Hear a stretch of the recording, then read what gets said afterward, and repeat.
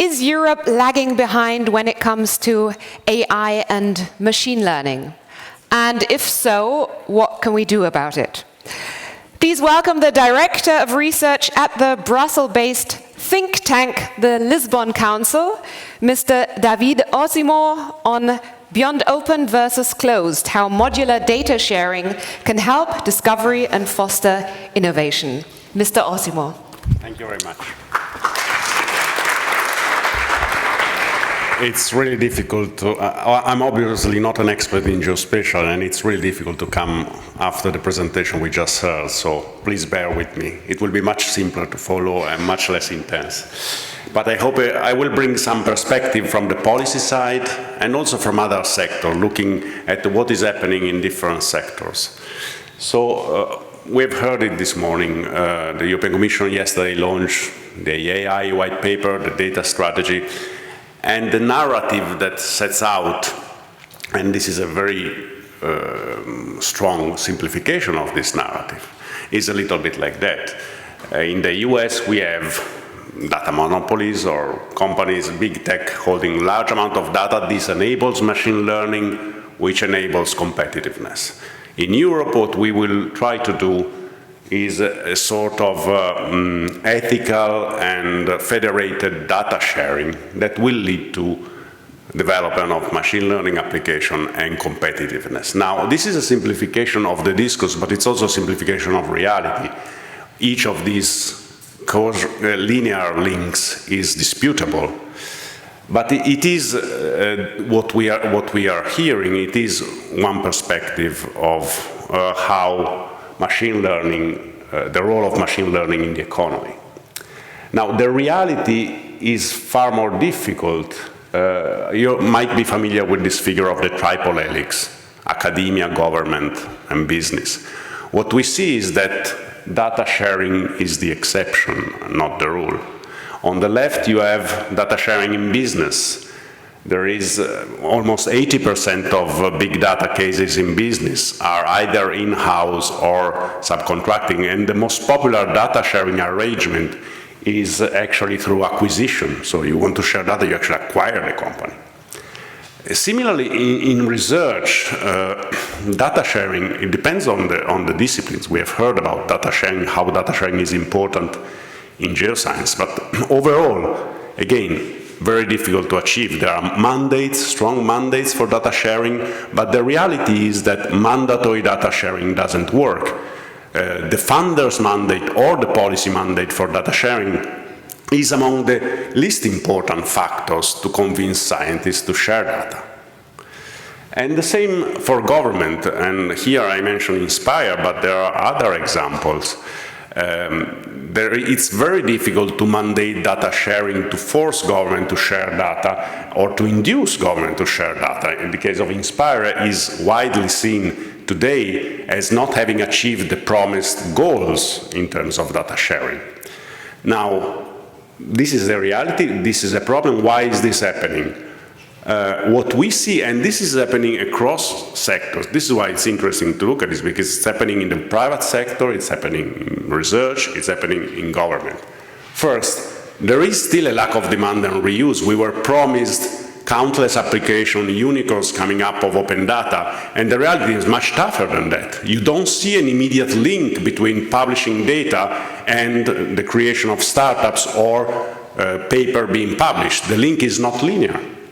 And when you actually have to convince, for instance, public administration to share data, there is a resistance because they don't see the promised rate of uptake.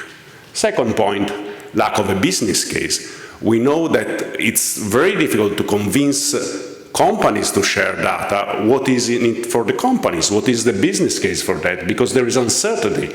Data is very difficult to monetize, and this is why companies tend to develop data innovation in-house. And also there is a lot of debate, and it's very difficult to find the right balance when it comes to the standards for data sharing. There are areas, for instance, take data portability for health data. When you talk to the My Data Advocate, well, all they want is a fairly good API. But when you go in other fields such as science, you need much better structured data, which much more specific details over metadata. So it's very difficult to find the right balance, and clearly no one size fits all. Now, in this context, what we need to look at is that the full spectrum of options for data sharing. It's not a matter of open data versus closed data. There are many intermediate options that can be used and that are effective in different circumstances. And one is important not to forget. Sometimes we are focused too much on data sharing as opposed to the so-called US data monopolies. The reality is that in-house development is a very important. Internal data accumulation and exploitation is a very important economic factor, even in Europe. Take Spotify. Spotify, in its filing for the IPO, mentioned that they produce 150 billion events every day. This is obviously a lot of data. Now, it's difficult to produce the same amount of data through data sharing arrangement between companies. And actually, the goal of Spotify, as it was stated by their manager, was to become the R&D department of the entire music industry. Now, these are the kind of goals that you set out, a little bit like the motto of Google that we heard today. This is the kind of goal that you set out in these companies. These are basically new ways to look at the overall economies. This is the size of the challenges and the size of the opportunities. And to achieve these opportunities, you need lots of data, and you have to compete with companies which have lots of data, even in Europe. And it's not bad per se. This is a very important message. It's not that it's bad that Spotify accumulates so many data. By the way, because among other things, I mean, we have heard today, we have heard about Twitter, we have heard about Google Maps, we can hear about Spotify, because there are a lot of startups making use of the data that these companies publish and release. So it's not a matter of, internal large accumulation of data versus open data. There are opportunities also in this model, and we cannot just renounce competing in this race. The second model, it's also very important. This is what happened in the European strategies about data pooling, data commons, data sharing, data spaces. You have all the data trust. You have countless names about new ways to pool data from individuals and business. This is a map that we did for the music industry, looking at other sectors. But let's look at one example, concretely from the pharmaceutical industry, which, by the way, is one of the most IP-intensive. We were talking today about open data versus IP. Pharmaceutical industry, one of the most IP-intensive industry in the world, is also actually one of the leaders in data commons. This is Open Targets. This is a case study we did for the Open Science Monitor. Now, to put it simply, here you have, is there a light here? Yes. Yes. This is the flow of production of drugs. And what you have, basically, it's areas which are more open, and the closer you get to market, the more IP you have. Now, what you have in this Open Targets model, which is a common public-private consortium, you use open data through genomics. You then have proprietary data that you do not share, so these are closed data that are not shared as part of the open targets. And then you have partially open data discriminatorily shared between companies. So it's a really fine-tuned initiative and carefully curated model to get the right incentives to get the companies to collaborate. And what is more important, this is not a data sharing initiative. This is not a repository of data. This is a common research initiative. So there are a lot of collaboration going on, a research-based collaboration. This is not just about data sharing data, it's about sharing knowledge. But it's very finely designed to accommodate for the needs, in this case, of the pharmaceutical industry. And the third, something we haven't talked today, is data portability. GDPR mandates data portability for personal data. What you had traditionally, you had, before GDPR, you had the individual providing data to the service provider, and the service provider more or less doing whatever it wanted with it. Not really, but to simplify. Now, you had the backlash and you have the My Data movement. I don't know if you're familiar with that, but the idea that users should control their data. So what you have here, you have a service, the individual is at the center, and the individual is the one that decides whether to disclose it to service provider and to data reusers. Decision lies with the individual. The problem of this approach is that this approach does not scale. And once again, we are competing in a 150 billion per day events world. We need application that scale. And the My Data approach so far has been very slow to scale. So what we came up together with CITRA, the Finnish Innovation Fund, is a model which unbundles data and consent, where you don't just have the free flow of data, you also have the free flow of consent, so that basically you can, a reuser can get the consent from the individual and access the data from the service provider. And the individual is not the bottleneck at the center. And this is a model which is being tested today in different pilots. This is also the model that lies behind the payment service directly, so in the financial industry, between banks and third-party providers. You can imagine here, this is being a bank and this being something like PayPal, and PayPal being able to access, or a fintech company being able to access the data from the bank and to activate payments. And again, the focus here is application that scale and remove friction.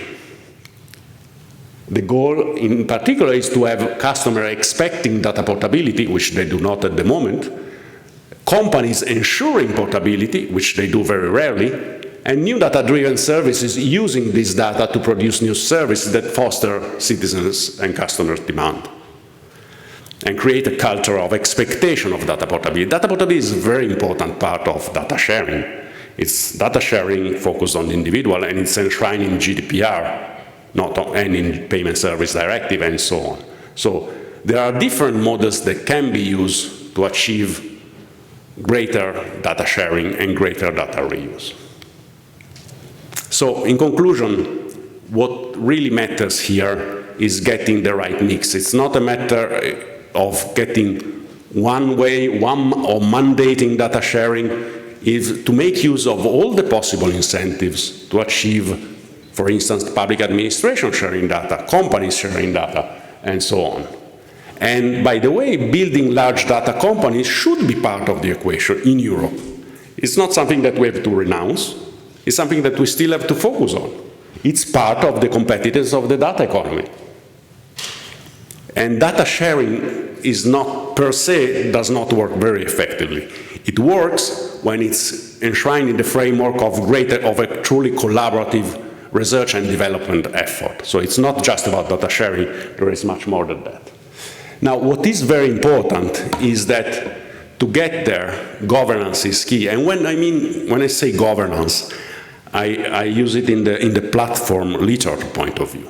So you need to get the incentives right for all the different players to come on board and to share the data and to get the benefits out of it. This means carefully designed mechanisms, not only from a technological point of view, but also from the roles and from the levels of engagement and the level of benefits that they get. Just as we saw in open targets, you need modular solutions that can be discriminatory. You don't need to share data with all companies. You can share with selected companies, which you can share some data under some condition with some specific benefits. And the key point is whatever policy tools you deploy, what is very important is to attract the right actors, to make sure that the innovators are brought on board. The who is engaging with these data spaces, who is brought on board in these initiatives. And this is part of the governance, to make sure that you make the offer attractive so that the right innovative actors take part into their deployment and their implementation. And now, before I finish, I would like just to launch an appeal. We are involved in the definition of these high-value data sets for the European Commission, in the study to define the high-value data sets, among other things, on Earth observation and on geospatial.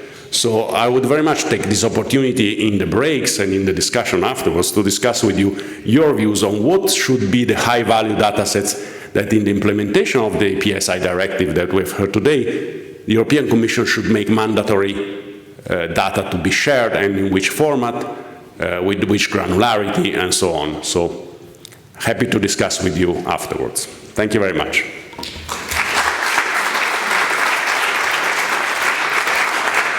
Thank you so much, Mr. Osimo. We have a little time for quick questions now, if you have any. Yeah, there's. Do we have the microphone? Yeah, he's there. Yeah, thanks for your talk. Yeah, I'm really wondering if not the biggest blocker in all this data sharing, is privacy. So like, I mean, I'm coming like from the machine learning community, and like whatever 15 years back, we initiated something where we said, okay, well, we want to share algorithms, because back in the days, everyone who applied machine learning was writing basically the algorithm himself, yeah, or herself, and we managed to like create an incentive by like introducing machine learning open source software repository. We enabled like that people can publish, and there's some at conferences software, yeah, which was not understood back in the days. So we could create some incentive, but in this case here with data, there's always a privacy issue. If you have patient data, if you have location traces, it's very, very difficult in my eyes. I don't know if what's your opinion on this?